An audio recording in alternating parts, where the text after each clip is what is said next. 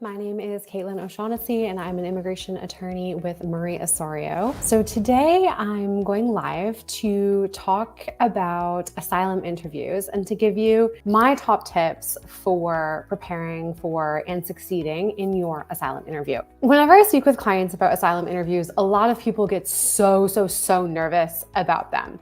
And this makes sense, obviously, because you are telling a stranger basically the worst things that have ever happened to you in your life. Obviously, that's really nerve-wracking and intimidating. My goal with this video is to give you some information about the interview and what to expect so that you can feel like you have this element of control over the situation. What I'm talking about today are affirmative asylum interviews. So you should know that if you are going for an affirmative asylum interview, it's going to be in an office building and you're going to be sitting in a room with an officer, not a judge. It'll be like a government office. They'll be on one side of the desk. You and your lawyer will be on the other side of the desk. So it's not like a courtroom drama on TV or anything. It's actually just a pretty boring administrative bureaucratic environment.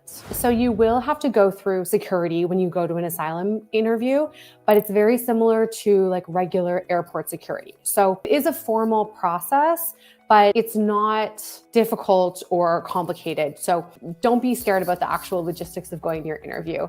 All right, these are my tips for succeeding. Before you go to your interview, you wanna know any updates to your I-589. For a lot of people, there are actually pretty significant updates to these I-589s because maybe you filed it like 7 years ago. Probably you have a new address. Probably you have a new job. Maybe you even have a new kid or 2 kids or 3 new kids. You wanna make sure that you have all of this updated information at your fingertips. So I personally recommend writing it down. This way you don't have to sit there with the asylum officer and say, you know, on February 15th, I stopped working at Panera in Arlington, but then I moved to Compass Coffee in DC, and the address is, because that's gonna take forever. If you're working with a lawyer, your lawyer will probably do this, but make sure you write it all out. You especially want to write out any new children, obviously, but also children or other family members like a spouse that may have come to the United States since you filed your application, because you wanna make sure they're now included on your application. Then at the beginning of the interview, the officer is usually going to say, do you have any updates to your I-589? And then you can say, yes, I have a new job, I have a new daughter, and I have a new address, and I've written it all out for you. Sometimes they'll take your written out explanation, and sometimes they want you to say it. But either way, it'll be easier for you if it's at your fingertips. My second tip is that you should review your I-589 before you go to the interview. What I'm talking about is the actual form that you filled in and signed. They're gonna go through every single box on that I-589 with you to confirm it or to update it. So you wanna make sure that you remember where you were working your first job in the US, for example. You wanna remember your address history as best as you can. You get bonus points for this. So you don't stress yourself out doing this, but especially if you have a lot of siblings, try and 89 and remember the order that you wrote your siblings down in, because the officer is going to go through every single one of your siblings.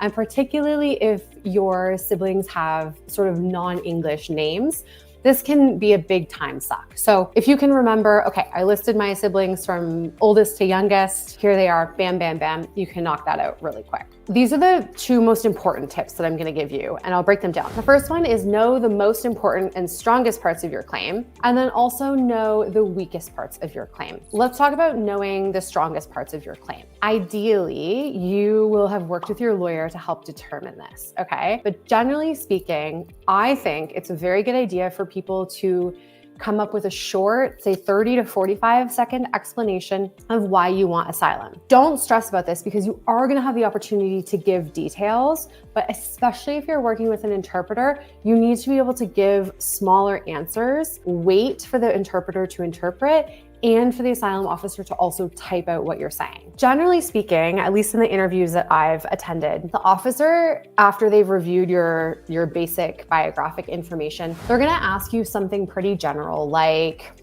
why did you come to the United States? Why are you seeking asylum? Have you ever been harmed in your home country? Why are you afraid to go home? Are you afraid to go home? Something general like that. This is your opportunity to give what I would call a high-level overview of your situation. So I'll give you an example. Obviously, you have to personalize this because it has to be true to yourself. But one example would be, have you ever been harmed in your home country? Yes.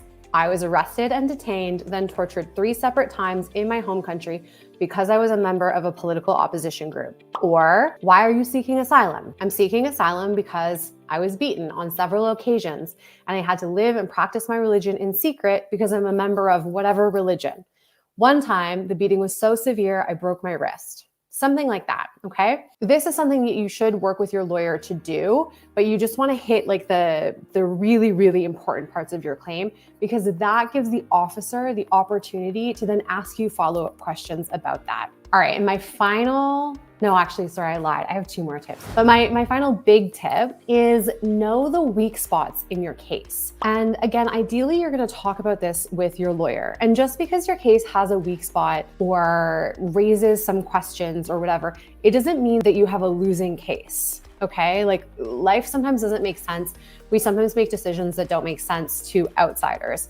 So you just want to know what that's going to look like in your case. Some examples that I can think of that are confusing to an officer, like waiting for a really long time to leave the country after a big act of violence. So let's say, for example, a person was last detained in August 2023 and then released, but then she didn't come to the United States until January 2024. So she stayed in her home country. There can be a million explanations for that and a million explanations that make perfect sense. But whatever the explanation is, just be ready to explain it to the officer and to not be defensive about it. And then another common one that's gonna raise questions is if you have other family members who are still in your home country and alive and free, the officer is definitely going to ask you about this. So spend a little minute on your own before your interview thinking through, like, why is my sister safe, but I couldn't be safe in that country? Or maybe she's not actually safe. Like maybe she moves addresses every month.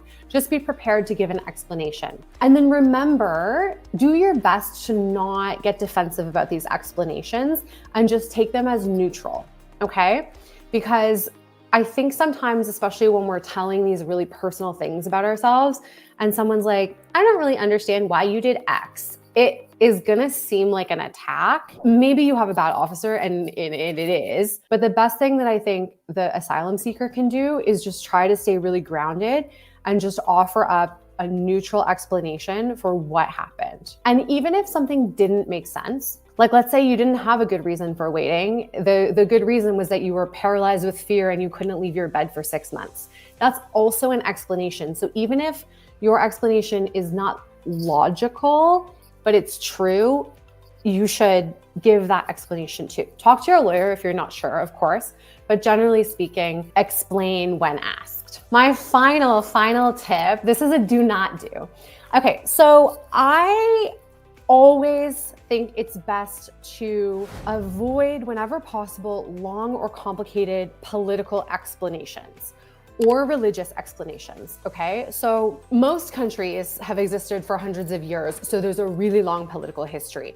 A lot of countries have been through a lot of wars. They've been through multiple dictatorships. But you need to figure out a way to describe the parts that are relevant to your story really succinctly. So for example, let's say it's a political opinion case.